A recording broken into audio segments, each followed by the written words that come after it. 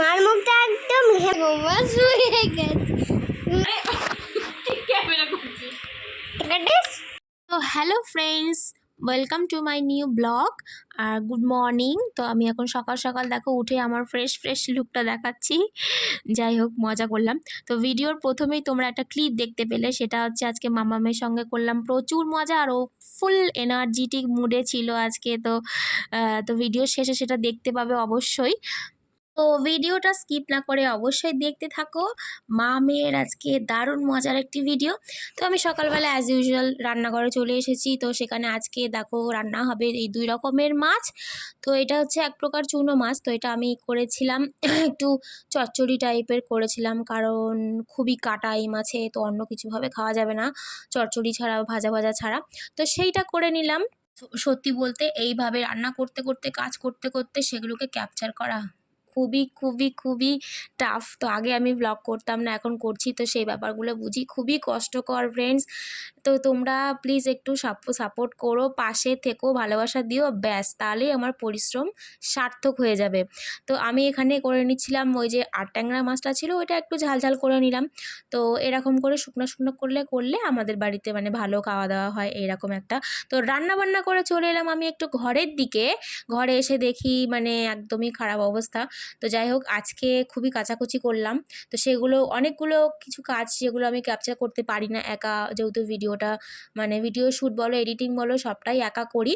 তো সেগুলো অনেক কাজ আমি ইচ্ছা করলেও মানে সেগুলোকে শেয়ার করা হয় না, ক্যাপচার করা হয় না, কেউ নেই যে ভিডিও করে দেবে। তো সেই জন্য তো আমি এখন দেখো বিছানা চাদরটা পেতে নিচ্ছি। এগুলো সবই আজকে সকালবেলা কেচেছিলাম।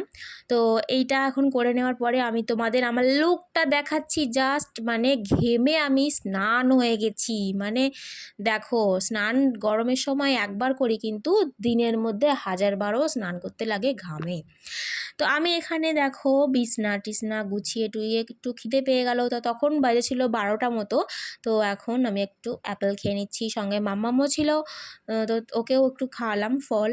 তো এখন আপেল টাপেল খেয়ে নিয়ে তারপরে দেখো হ্যালো বন্ধুরা, দেখো মাম্মামের সঙ্গে মা দুষ্টুমি। এখন বালিশ গোছাচ্ছে। এটা হচ্ছে মার বালিশ। এ দেখো মার মুখটা দেখা একবার। মার মুখটা একদম ঘেমাস হয়ে গেছে।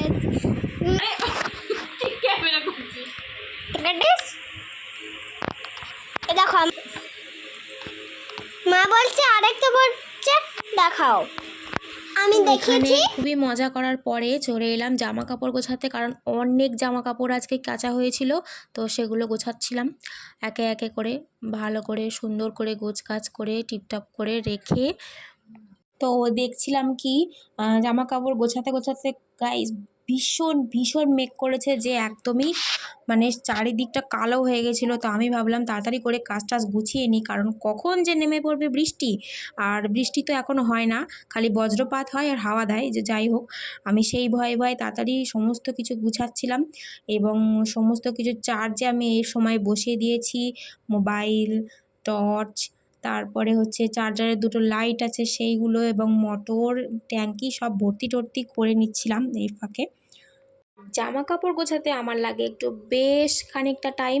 সেজন্য আমার হাজব্যান্ড আমার উপর খুবই রাগারাগি করে, আর আমি সব সময় চিল্লাতে থাকি, কেন এইটা করলে, কেন জামা কাপড়টা এখানে এলোমেলো হলো, বা আমি নিজের ওপর নিজেরই মানে হাসি পায় এক সময়। তো আমি এই জিনিসগুলো করতে থাকি। জানি না আমার সঙ্গে কারা তোমাদের রিলেট করতে পারছো, তোমরা কে রিলেট করতে পারছো আমার সঙ্গে। তো আমি এইরকমই, পরিপাটি না হলে আমার খুবই রাগ হয়। তো দেখো বলতে বৃষ্টি নেমে পড়েছে।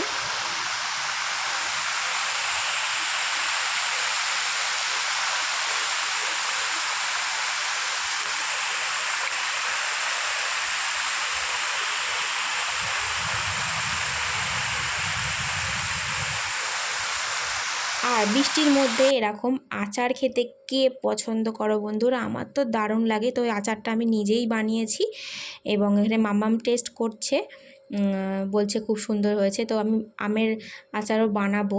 আমটা আগে মানে একটুখানি জ্যৈষ্ঠ মাসে আগে বানাবো ভাবছি। তো আমিও এখানে একটু আচার টেস্ট করে নেব। এটা হচ্ছে কুলের আচার। তো আমি শীতে বানিয়েছিলাম। তো প্রিজার্ভ করে রেখেছি, এখন খাওয়া যাচ্ছে। তো দেখতে থাকো তোমরা, দেখা হবে আবারও।